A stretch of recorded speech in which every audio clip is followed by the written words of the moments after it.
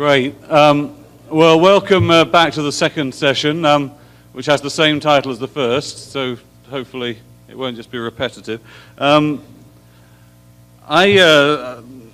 by the opening comments, looked up this Twitter character called Kim Kierkegard, and she, among her tweets, my favorite is after her boyfriend Kanye West. She's written one that goes, "Oh, Kanye won 3 Grammys. That makes a total of 21. So proud. But it avails nothing, being only a higher and more glittering illusion." So there you go. This stuff works. So I've also, as I was tweeting about the first session, Andrew Sentence, the British economist, said, "I thought that Kierkegaard was in the Monty Python Philosopher's Song, but it turns out he wasn't." So I initiated a little contest to come up with a lyric that would follow something like, Immanuel Kant was a real pissant who was very rarely stable. Heidegger was a boozy beggar who could think you under the table.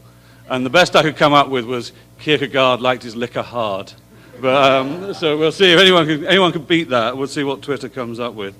But it does turn out that although Monty Python didn't put Kierkegaard in the Philosopher's Song, they did do a spoof of some East End of London gangsters from the 1960s called the Piranha Brothers, who at one point had a man with them who was called Kierkegaard, who simply sat there biting the head off whippets, which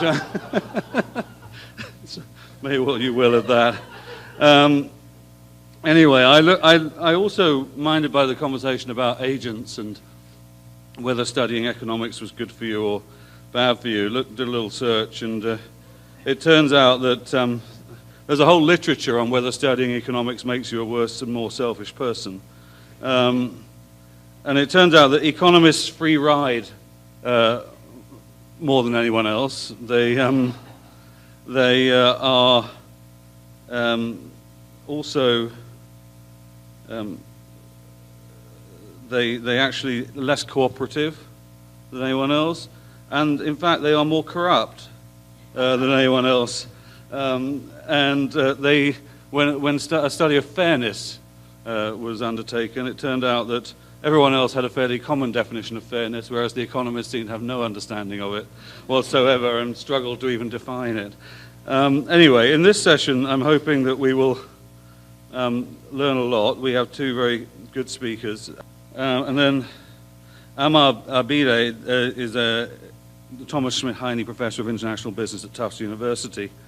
His most recent book is A Call for Judgment, Sensible Finance for a Dynamic Economy. He's an old friend of mine, and I was just reading about Kierkegaard before this session. I found this great quote that I thought explained why Amar is a speaker. This was, his contemporaries saw him as a troublesome, quarrelsome figure.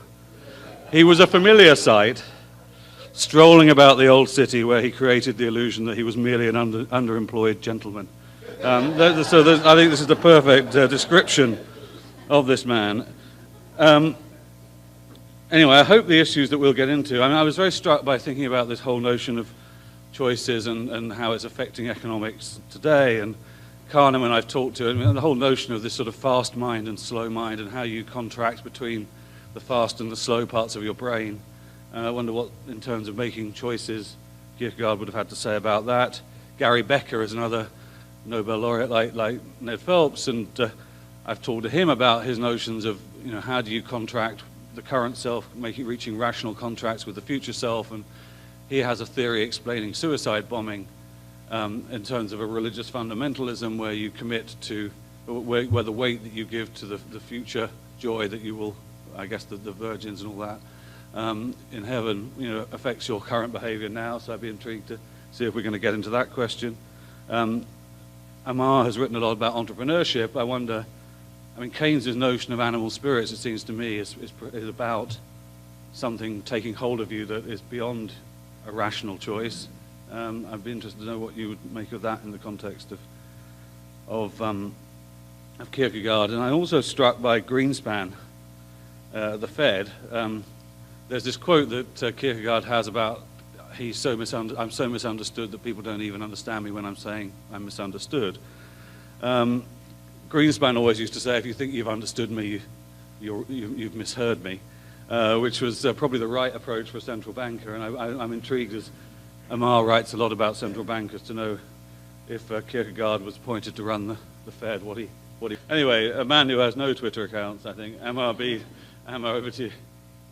So, after this bravura performance, Matthew, could we just possibly break for lunch? Or maybe I could do this pseudonymously, you know, sort of like, they interview gangsters on television behind a screen and voice change, so nobody would attribute. So as some few who've been to these center conferences know, we address big issues for individuals, for economics, for societies. I'm unfortunately a narrow sort of chap. I know a little bit about entrepreneurship. I know something about finance. I did take the statutory one humanities course every term that an engineering student had to take. And I did read some Will Durant, but nobody is really going to confuse me with a big cosmic thinker. I've been happy to be at these conferences, but I've in the manner of a privileged poseur, happy to be included, but afraid like hell that I'd be found out. At least when the conversation wasn't about entrepreneurship or finance. So when Richard asked me to speak at this conference, I said, this is not a leap of faith, this is a certain plunge into the abyss of a public unmasking and humiliation. But then, as you may have seen, Richard is a good salesperson, and he sort of led me to think that this might not be so bad after all. I mean, what I knew about Kierkegaard at the point you could write on the head of a small pin, I figured I could expand that as preparation to what you could write on a thumbtack. You know, that would be like 100 or 1,000-fold improvement of where I stood from. Then I figured, how bad could this be? You know, my modest reading, I might completely misunderstand what he wrote. But then, as Matthew pointed out, everybody misunderstands Kierkegaard. Why should I be any different? Or it could be that it could be at the end of it, you guys would scratch your heads and say, what has that got to do with Kierkegaard in the topic? And I'd say, I'm in Kierkegaard's company. Nobody understood me. Finally, I figured that I could sort of mitigate the risk, minimize the risk of being unmasked by being Kierkegaard-like, which is I would tell stories, I would be elliptical, I would speak, my thoughts would jump around, and I'd be opaque. So, you know, and then throw in a little bit of sort of a tendency to mutter, a sporadic stutter, an exotic subcontinental accent, and I could be home and dry in about 20 minutes. So, as I said, I'd start with the story, and the story of a personal crisis. Well, actually, it's not much of a crisis. I mean, it's not Abraham being asked to sacrifice his son or anything. But on the other hand, Kierkegaard made much hay of breaking a fairly short engagement. So, you know, so if my crisis is not a big deal. But my story starts anyhow in 1977 when I arrived at Harvard Business School with these two gentlemen who are sitting here. So please don't contradict what I say. And they had the good sense to leave. I stayed in one capacity or the other for the next 23 years. Even when I arrived in 77, HBS was plush, not a leaf out of place, and everything else. Across the river, it was a little seedier, but boy, did they make up for it in self-assurance. I mean, we were tradespeople, bricklayers, carpenters. On the other side they were scholars. They were part of the community of scholars. And so we always had a bit of an inferiority complex. And there were many differences, but I want to point to two in particular, which are germane to the story. One is on our side of the river, if I may say so, although Maury was on both sides. So, on the business school side of the river, there's an obsession with facts, the specific facts of the case. And there was a deep interest in history at two levels. History in terms of a moderate degree informing what had happened by way of precedent, but a history of the very specific situation. Go over to the other side of the river, there's, shall we say, the most modest interest in concrete facts. If there was any interest in facts, these were abstracted facts as might appear in data pulled off a database, but actual concrete facts, that was not of interest. And I mean, as a little aside, the good, great, late Alfred Chandler, who was usually an unflappable gentleman, but if you really wanted to get a rise out of him, you had to ask him what he thought of Oliver Williamson, and he would go up in flames and in anger because he thought that Oliver Williamson had taken his really rich story and condensed it into this rather dubious, highly abstracted model, for which he eventually won the Nobel Prize, of course, but that's a different story. The other big difference was there's a relentless, I mean, so it was not just facts at the business school. There was what Frederick Ruckelsberger called a little bit of a theory. He called it a walking stick, so sort of to help you navigate the facts, but nothing more than a walking stick. The other big difference had to do with responsibility and decisions. The business school had taken the case method from the law school and really pushed it way beyond. So at the law school, the case method was used to illustrate points. The business school used it to force day in and day out, the idea that you were responsible for making a specific decision at a particular point in time, knowing that you could be wrong, and that there were always two sides to the question, and that this was a difficult process, but it was an unavoidable process, and if you were chosen, as it were, this was your responsibility for making specific decisions. On the other side of the river, going hand in hand with this notion of theory rather than concrete facts, were basically no decisions. Economics department, sort of case in point, but possibly not only. There were no more decisions being made in these theories as no more than, say, two hydrogen atoms and an oxygen atom deciding to become water. It was preordained. I mean, that's what water was. So everything in those theories was a previous endowment and interests, which are also part of somebody's endowments. And what was studied and what was taught was not how to make a decision in the light of specific in the light of specific facts, but how to predict what would happen. I mean, what would happen if you mixed hydrogen and oxygen and lit a match, where nobody was making any decisions per se. Now, I was kind of trapped between these two worlds. And on the one side, I was studying entrepreneurship. I was studying hundreds of entrepreneurs, and each had its own story, and you could not understand that story without reference to the specific facts of the specific entrepreneur. Illusory or not, the entrepreneurs believed that they were making difficult decisions. At some point, I went around and interviewed about 50 or 60 entrepreneurs on the question of, does honesty pay? And my conclusion at the end of these conversations was, no, not really. Because the notion that there is a reliable punishment, as in standard economics models of sort of a prisoner's dilemma game, and there's reputation. No, it really doesn't work that way. Furthermore, it is not even clear what the right thing to do is if you want to do the right thing. So is it, should you lie to your supplier and say the check's in the mail? In the Kantian sense, of course, you shouldn't lie. But if you did not lie, the guy or gal might not supply you more goods if more goods were not supplied. Everybody else who was dependent on you would go down the tubes. Maybe he or she would be worse off if you told him or her the truth, that the check was not in the mail.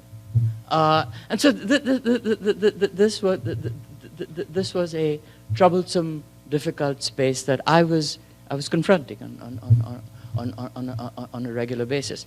I had been given my simple walking stick, as Roethlisberger might put it, by a wise old dean who sent me a copy of Risk, Uncertainty, Profit by Frank Knight. I'd never heard of the man before, and I read it and I said, my God, this speaks exactly to my interests and concerns. I mean, many of you know what it is, but just very briefly, Knight argued that there are three kinds of the three kinds of risks, roughly, or uncertainties. There's the mathematical risk of tossing coins or rolling dice, where you could mathematically calculate what the odds of different things were. There are statistical probabilities where you could tabulate like events, and then you could get a distribution. And he said there was a third kind of uncertainty, which is true uncertainty, where the future was really different from the past. These were one-offs. There were no instances that you could gather to gather distributions. And I said, that's what my guys are dealing with on a regular basis, day in and day out. On the other side of the river, I craved, I have to admit, them sort of, I was insecure. These people were smarter than I was, way smarter than I was. They were scholars, I was a tradesman. And I wanted them to like me, to think I was sort of like at least half as smart as they were. But it is, I mean, this is going to be politically incorrect, but it was almost like being a Korean graduate student at a conference where he kind of knows the language being spoken, but he doesn't fully understand what is being said. And when he says something, sure as hell nobody else understands what he's saying. So it was, I kind of knew what these people were saying. I'd taken the same courses in my graduate work. I really could not adapt it to my beliefs. And I just could not get them to believe or understand that Knight had anything useful to say. I mean, Knight is considered the father of the Chicago School of Economics. Not an idea of Knight's is respected, or maybe there are some obscure ideas that are respected there.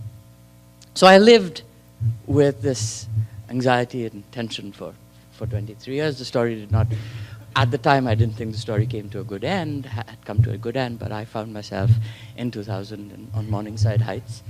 And then I started getting comfort. Now, let me say a few words about why comfort is important. So it sort of takes you to the idea of what a leap of faith is. A leap of faith is not blind faith. The knight of faith must have a full understanding of what the situation is before he or she makes a leap. I mean, otherwise, Abraham would have been simply chemically deranged, but Abraham must have known that, had to know at some level that what he was doing was terribly, terribly wrong. Otherwise, there was no leap of faith. So there has to be knowledge. There has to, and out of this knowledge comes anxiety.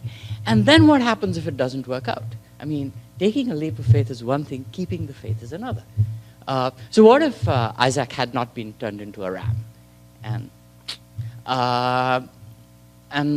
he might have been locked up in the psychiatric ward? But what if he hadn't been locked up in the psychiatric ward, and the next time God came to him and said, "I think that wife of yours, I think you should kill her too"? Would he really have done that? And sort of, I'd taken this leap of faith in this particular direction. It didn't work out. I needed comfort. And I got comfort from these gentlemen around here, from the Center of Capitalism and Society. And suddenly, I was talking to people who understood what I was saying, and who thought that the kinds of things that that night and were important, that specific facts, I mean, the world was not foreordained, that the entrepreneur could and had the responsibility for making decisions. And I said, oh my God, these people are way smarter than the people I used to encounter from the other side of the room, and they think the way I do. More importantly, it was not just that they had, by the process that I had, which was stumbling into this worldview by encounters, they were familiar with a body of knowledge and a scholarship which informed that worldview. And so all these things which were back at the which was in a hazy memory from Will Durant that I must have read when I was 19 years old or something like that, started coming back. And there was sort of a pantheon of people whose philosophies and deep thoughts did inform the kind of Knightian view of the world, that I had. And in this pantheon were Nietzsche, and it was sort of, it was not everybody. It was Nietzsche, but not Kant, I believe. There was Hume. There were the pragmatists. I loved the pragmatists. I started reading the pragmatists and said, my God, it's sort of like Moliere's Gentleman who's been speaking prose all his life and didn't know it. I'm a pragmatist, and then there's Kierkegaard, and so what are the connections? So Night, for instance, and there's no reference to Kierkegaard in Night, but many of the ideas are so congruent it's uncanny. So I said Night is dealing with situations where the past doesn't tell you much about the future. So it's the famous quote about living life forward and understanding it backward. In Night, there is this mystery. How do people take decisions when the past is when neither math nor the past tells you what to do? And Night says the ultimate logic or psychology of these deliberations is obscure, a part of the scientifically unfathomable mystery of life and mind.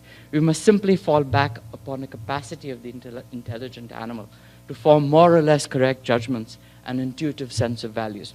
And I mean, how close is this to a variety of quotes you can find in Kierkegaard about faith, about believing where reason takes you only so far, where the facts only take you so far. I could go on with my skepticism about the great abstractionists that I had encountered in 02138. I was in 02163. And 02142 as well, which is MIT. And Kierkegaard's views of the theologists of his time, people who simply bought into a program, did not think, had not had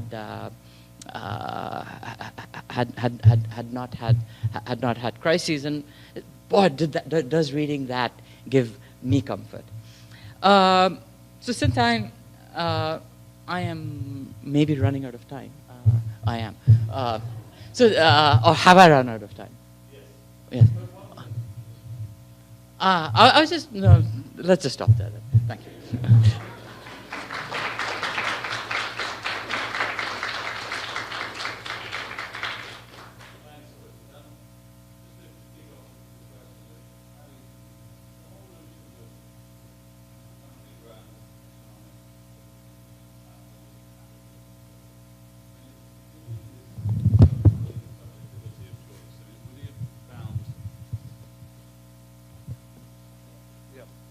Would you have found any use for any kind of macro aggregation studies of any of the stuff that we spend our time as economists looking at? I've never taken a class in economics in my life. So since net. Did you believe in social science? Would you believe in social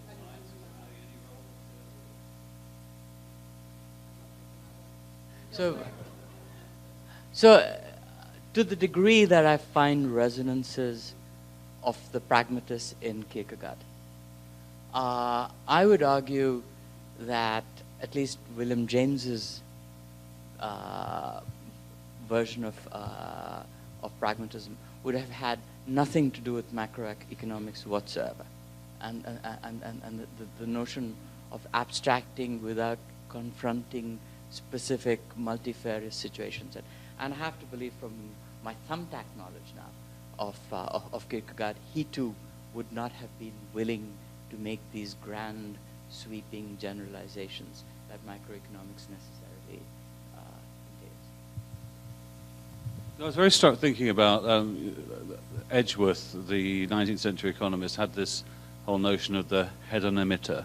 So the idea would be that every individual would wear some kind of device that would measure, probably a bit like the up band, that would measure measure your state of utility or happiness at any given moment in time, and the government could therefore aggregate all those different indicators and set policy to sort of maximize the degree of utility in society. And I think to some extent today with this sort of gross domestic happiness work we're looking at, that has a similar mindset. But I wonder again, you know, I guess you could measure, he would have been open to people measuring their sense of I've made a good choice in some sense, but less any view that there was a common definition of happiness that made any sense. And probably some people say, you know, today Kierkegaard would have been medicated, and so that would have dealt with his anxiety with Prozac or whatever, and I guess that would have counted as positive happiness in a gross domestic happiness measure, which he would have profoundly disagreed with. But Amar, what do you think about some of those themes? Build over my thumbtack knowledge of Kierkegaard. So. Let's throw it open to the audience. Any responses to any of those thoughts before we go into other questions? I like to think that Kierkegaard would have been on our side and would have said that the choices people make are revealed by what they do and not what they say they're going to do, they'd like to do. The side of economics, in terms of revealed preferences, that their actual choice is not what they say. But I also wanted to make a comment that that all this has been recorded, and it's going to be on the center's website. And I'm going to want to listen to the last few minutes that you said it first thing as soon as it comes up, because I'm sure many people will as well. It was quite extraordinary. Yeah, on this, there are several issues. One, in the whole debate between Hegel or Hegelians and Kierkegaard, part of that issue was involved a certain kind of understanding of human being in terms of systems versus understanding of human beings in terms of individual choices. Now, there weren't necessarily the kinds of systems that we deal with now. But one of the ways in which that got framed was a distinction between quantitative and qualitative aspects of life. And at the heart of Hegelian analysis is an insistence that at a certain point, quantitative change can lead to incremental quantitative change can lead to a qualitative kind of change. Kierkegaard rejected that categorically. And his entire effort, I think, as several of people have talked earlier, was to try to bring to an awareness so that it can be enacted or performed a recognition of the non-quantifiable aspects of life upon which decision depends. The issue of happiness is also a complicated one, and this goes to a comment Ned made earlier in terms of flourishing. And what was it, exhilaration, or what was the Wayne? Wayne, what was that word? Because it was an important. Huh? Yeah, no, there's another word. No, there's another. Exhilaration. Yeah, right.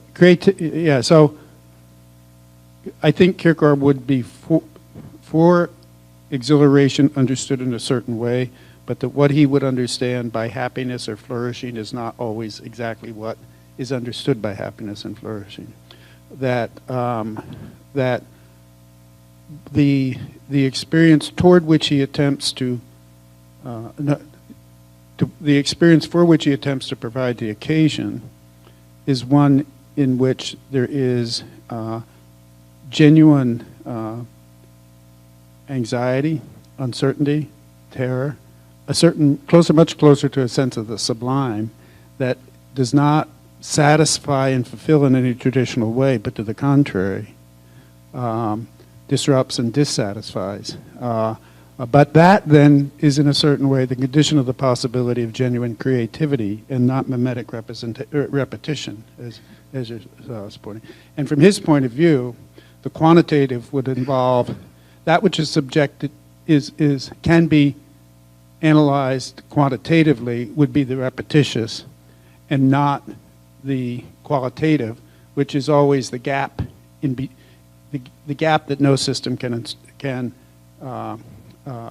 encompass, and the void, which is the only place where there is genuine acceleration.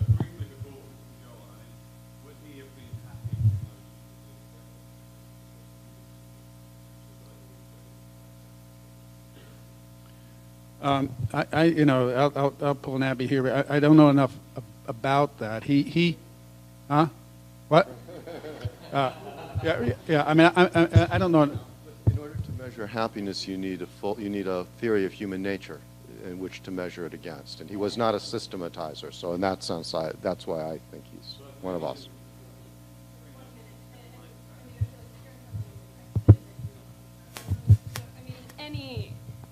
Any decision that is genuinely momentous. For Kierkegaard, I mean, especially, again, I'm thinking of Fear and Trembling, thinking of Abraham, are choices that you cannot think yourself into on someone else's behalf. So I wonder if, I mean, does that speak at all to that question for you? So this is what I was going to say before Matthew rudely stopped me. No, appropriately put me in my place. The one thing which bothers me about the whole enterprise, and the one thing, sorry, what? No, so my enterprise, or the Center on Capitalism and Society enterprise, and this notion of exhilaration and so forth. I do come from a somewhat different religious tradition, and my views have been molded by Vedantism and the end of the Vedas, where one aspires to be neither happy nor unhappy. Where one, I mean, yes, sort of free will creates anxiety, but can you then not, through free will, transcend your own anxiety and will yourself into this into the state of nishkama karma or sthita prajna or equanimity? And where does happiness as a concept, or even preferences as a concept, come into this this belief of being above it all? So. Yeah. Thanks. I think Kierkegaard at one level would be really interested in the kind of research you're doing that sort of charts people's happiness, but he wouldn't think that that was indicative of the fact that they were really happy, or that was any sign that human beings are happy doing that. It would just be a reflection of the fact that this group of people at this group of time came to believe that making these choices would make them happy. I think in general, he wanted to call attention to the individual, as sort of Mark was saying, but to resist, and as Wayne was saying earlier also, any kind, he wanted to create the individual as a site of resistance to the kind of forces he saw working in society that would cause people to believe that something other than what would make them happy would actually make them happy. So the individual as a site of resistance, and an idea that we haven't really gotten to today is, for him, what was crucial to having an individual become a site of resistance was obedience. Obedience to God. Right? That, for Kierkegaard, was the way that you find a point of freedom, which is complicated and controversial, and we can talk about it. And it does seem to, I mean, one of the things that this happiness study comes out of is an attempt to try and do better policy making than the kind that had economics being just about economic growth. And I guess what you're saying is that there's really nothing to measure that would actually tell us whether, except unless we can measure the mind of God, that we're not really going to be able to get anywhere useful out of statistics at all in terms of our overall progress as society. Yeah, my name is Sanjay Peters. I'm an economist by training, and I'm currently here just as a researcher at the Committee for Global Thought at Columbia. I had a question regarding this whole notion of our ability to make rational choices and whether the new technologies that we're, take for granted today, these things as Facebook, Twitter, etc., and whether to some extent that really restricts our levels. I mean, it might give the sense we have choices to get new gadgets to make our life simpler, but at the end of the day, whether that restricts our own liberties and in itself then undermines our sense of making intelligent choices. One new technology is this new Google Glass. So to some extent, people think, well, I don't have to pull out my iPhone and use the maps and it'll prevent me from getting run over by a car as I'm crossing the street trying to figure out the street address. But on the other hand, all the data that you have on your Google Glass, hackers can actually access that and know absolutely everything that you're doing. The kind of combination to enter a house, what you're writing on a notepad, all these types of things to some extent might impinge upon our personal liberties. And so I wonder to what extent, my understanding and knowledge of Kierkegaard is pedestrian, somewhat like the first speaker's knowledge of economics. So I can't say to what extent, we can argue that because he had these notions of having multiple identities, I think he'd be more paranoid and not necessarily be willing to disclose information about who he is, even under a pseudonym. Because the current society we live in gives us a sense of immense options that we associate with a better quality of life, modernity, etc. But the larger scheme of things, I think it reduces choice and freedom. Great. Amar, do you want to take the first shot at that one? So the first shot is you have a choice of whether you have a Twitter account or not. And I've chosen not to have a Twitter account, so I have no idea of much of what you're talking about, so I'll pass it on. Well, I only have 140 Twitter followers, so I don't really know that much about it. But,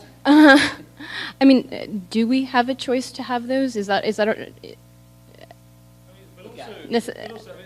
not a rhetorical question. Do we think rational choice models, which are at the heart of most of modern economics, really have any validity? That's a different question. Well, let's see if this was at the heart of what you were... Yeah, we could decide that first and then... Right. The Chicago School is famously associated with the rational choice models and bringing people up to believe they can make rational decisions. So there I will assert that rational choice models are not about choice at all. They are about, they're about describing a computer program that has data fed into it in a pre-organized way. And it's only about predicting or trying to analyze the structure of... so there is no choice in rational choice, in my view. At least choice the way I understand it. But do you think the Chicago School is something that actually their model of human behavior is actually... It's not a model of human behavior. No, it's quite literally not a model of... They make some assumptions about how people behave and then build policy on those assumptions. So it is quite literally not a policy about humans. It's a policy. It's a model of highly abstracted input-output models, which I would not confuse with humans. Yeah, one they built in Latin America. Right. Yeah. One last question.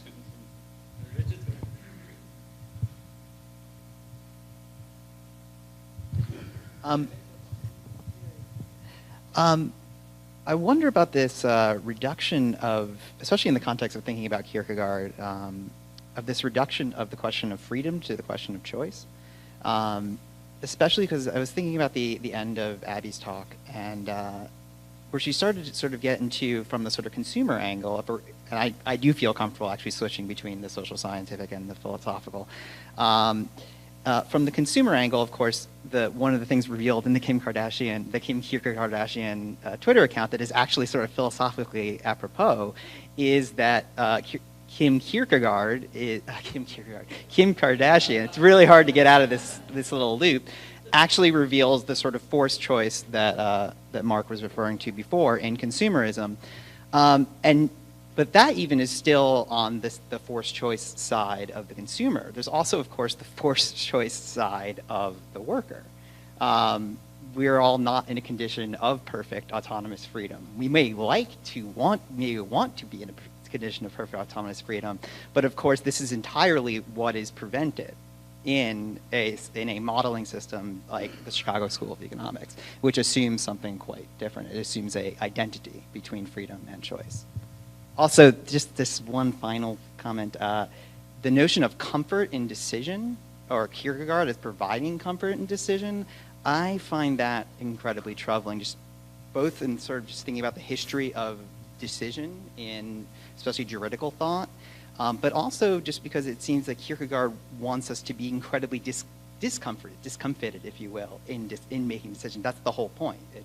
It's fear and trembling. Great. And I wonder, I mean, does Herbert Simon's model of bounded rationality, is that the closest that we might have to a sort of Kierkegaardian view of freedom and in the choices we make? Can I? Yeah. So first of all, one of the things I was going to say is that Kierkegaard would be probably rolling over in his grave that he serves as Valium for anyone. But I am allowed to confront Kierkegaard the way I wish. That is my freedom. And if I find him comforting, too bad for Soren. Right. And I think I'll go back a little bit to the. I'm sorry, I dismissed your question a little bit. I was hoping that Abby would pick it up. But on right, okay. So, just as an empirical matter, sort of practical freedom. This is the paradox, I think, of modern life, which is that Robinson Crusoe lives in a libertarian paradise where all he can do is to knock coconuts off trees. We now live in an era, and I think this is factually true, where more of us have more of an opportunity, and indeed the requirement, to exercise our initiative and judgment than was the case 50 or 100 years ago. I mean, go back to Harvard Business Review articles in the 1920s or thereabouts, and they're all about control. Read those same articles now, and they're all about empowerment. So the idea is that this society, at least possibly purely for instrumental reasons, is being constructed where everyone is supposed to do his or her own thing in his or her own way, otherwise you starve. At the same time, this opportunity to have much more choice is constrained in a manner which Robinson Crusoe isn't constrained. So there are like a zillion rules. Some of these rules are imposed to protect our privacy, when as well they should. But I think, practically speaking, there's way more choice now. Perhaps too much, perhaps too little, but a great deal more choice. I think so. A last word to you, on anything. I don't think it is. Want to say a bit more? No. Okay. Well, and you might be interested that on the Monty Python lyrics front, Clive Crook, who's an economics journalist who's often at these events, has come up with sodden Kierkegaard, when he'd had a few, could bore you senseless about what is true. I think on that note, I'd like to thank the panel for a very stimulating conversation and go to lunch.